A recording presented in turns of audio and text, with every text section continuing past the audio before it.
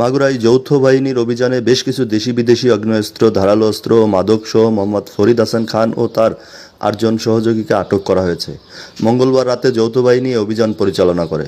অভিযান পরিচালনাকালে একটি চাইনিজ পিস্তল, একটি ম্যাগাজিন, 2টি ওয়ান শুটার গান, 4টি ওয়ান শুটার গান এমু, একটি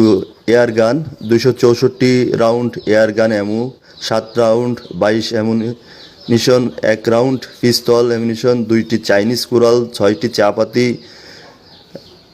এছাড়া মাদক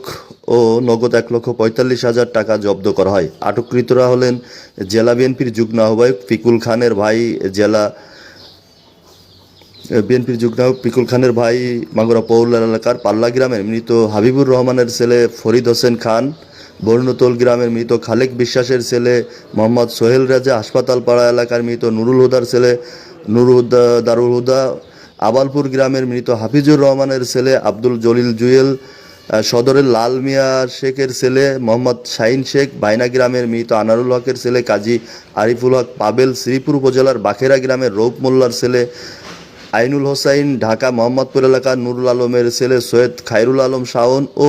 পটুয়াখালী জেলার জামুরা গ্রামের আব্দুল মালেক খানের ছেলে ইলিয়াস খান। সেনাবাহিনী সূত্রে জানা যায়, গোপন তথ্যের ভিত্তিতে তাদের সেখানে অভিযান পরিচালনা করা হয়। অভিযান পরিচালনার ভিত্তিতে তাদের 9 জনকে উপরোক্ত মালামাল সহ গ্রেপ্তার করা হয়েছে এবং তাদেরকে মাগুরা সদর থানাতে হস্তান্তর করা হয়েছে।